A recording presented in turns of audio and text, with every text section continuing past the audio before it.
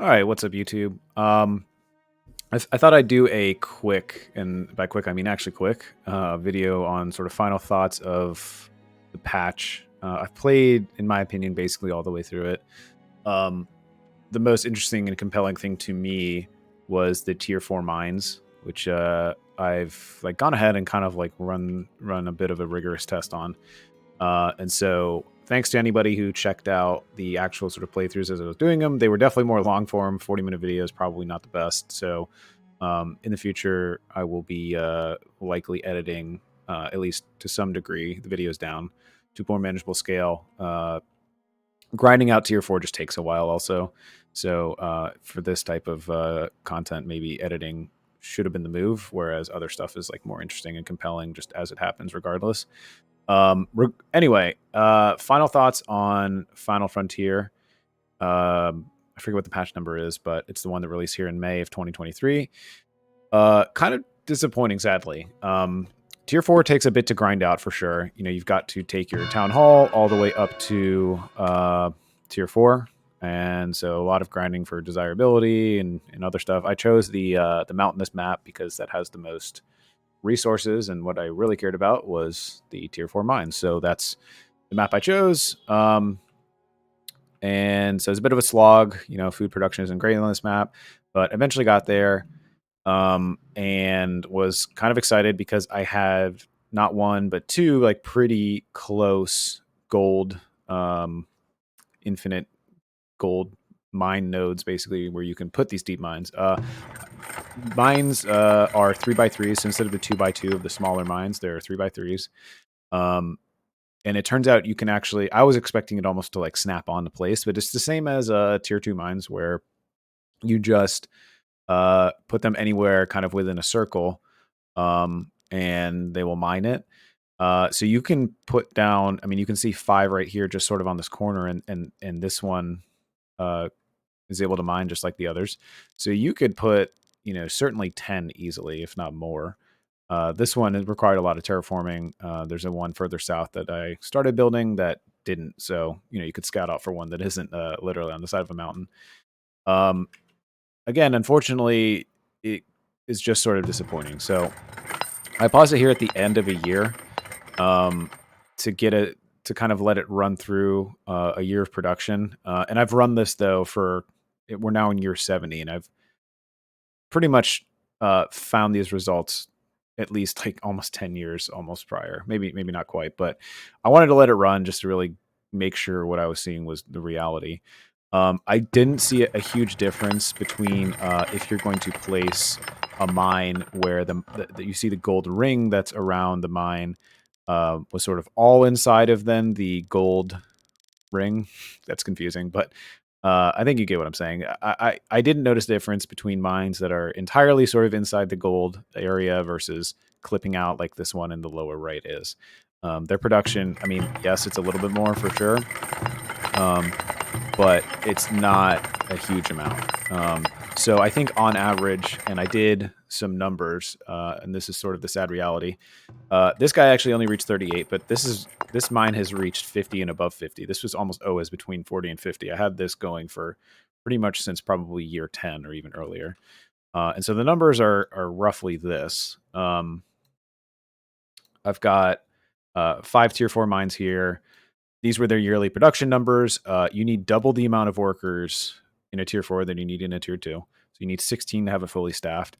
I was pulling out 40 minimum. I mean, this definitely got higher. So putting it at 40, I think is actually on potentially a little bit on the conservative side.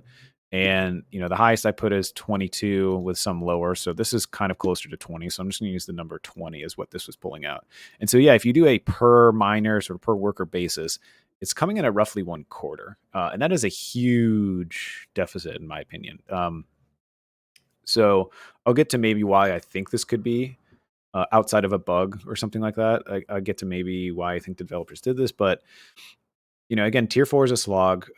In my mind, I want to be, and I think players want to be rewarded for getting and grinding out hours of gameplay, and dealing with, you know, food insecurity and raids and other stuff. And, you know, that is kind of fun, but like, it's also fun in that you see your technology and what you can build expanded, and you're sort of rewarded with those additional tiers. So in my mind, this isn't really a reward.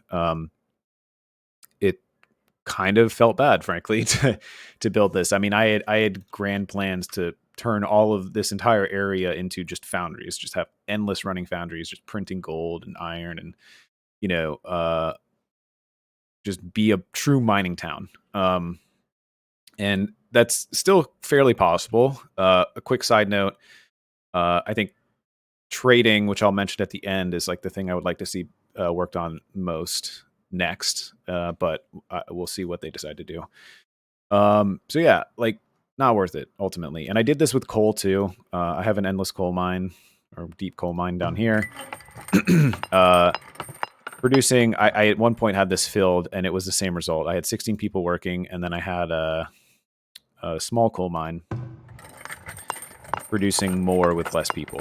Like, I mean, I don't know why that one was low, but this is basically what it would be. The one down south, deep mine, would be producing somewhere between equal or less than what these guys were producing. So doesn't feel great. In terms of why I think they might do it, again, it could be a bug. I did post something on the forum just to see if anybody else was having it, and nobody replied, which means nobody saw it and cared, or potentially just people haven't really gotten to tier 4, because it does take a while. I mean, I'm not going to claim to be the fastest player, the best player. And I do take longer when I'm streaming and narrating and talking to folks than I would if I was just playing on my own, but it does take a while. So maybe people just haven't gotten to it. It's now like 4 days after the patch. So, you have to kind of put your head down and really grind it out a bit. And maybe people just haven't gotten to that.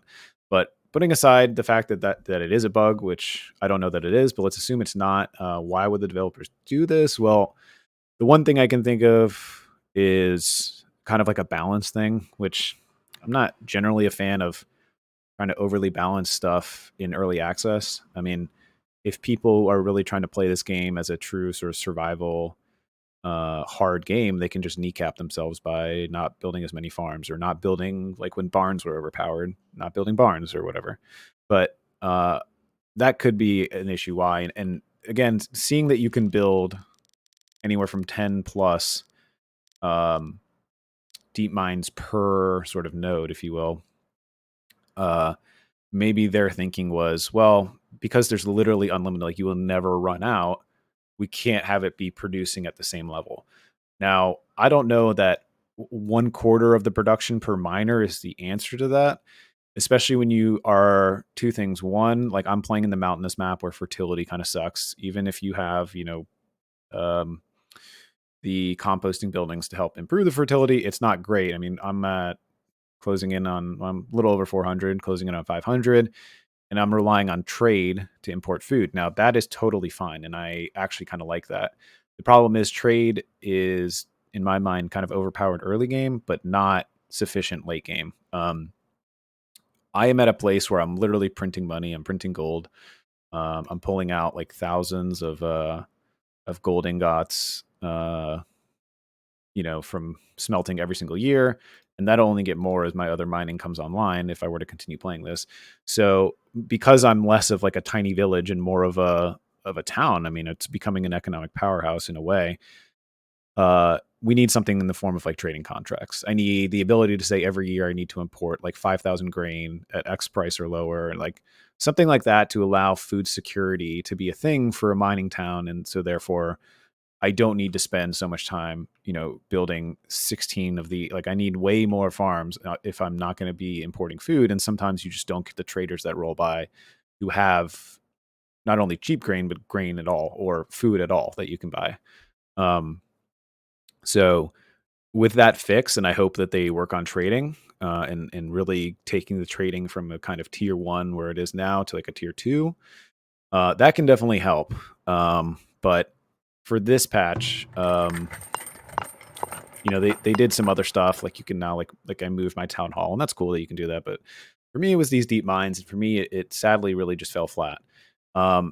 Yes, like these stats down here aren't that great, but like this is affected the same amount. So however inefficient this mine is equally, if not more, inefficient. It's actually a little bit further. So if anybody knows the answer, let me know. I'd love to like try to understand, assuming it's not just a balance thing. And if it is a balance thing, I don't think that a deep mine should be 1/4. Call it even a half. But like to me, it would be nice if on a per worker basis, it was like, maybe this is like 2.5 to 3 gold ore per year per miner, because these are pulling 5, and that's a little. I don't know. That discrepancy just feels bad because I can build these almost immediately, and I have to like take hours to grind this out. So, yeah. Anyway, I appreciate everybody watching. If you're new here, feel free to drop a comment. Let me know if you have any constructive feedback for me on what I'm doing, audio qualities, anything like that. If you like the video, please don't hesitate to drop a like or a comment or subscribe. You can also follow me on Twitch. I will drop the links in the description. And yeah, I'll see you guys next time. Bye.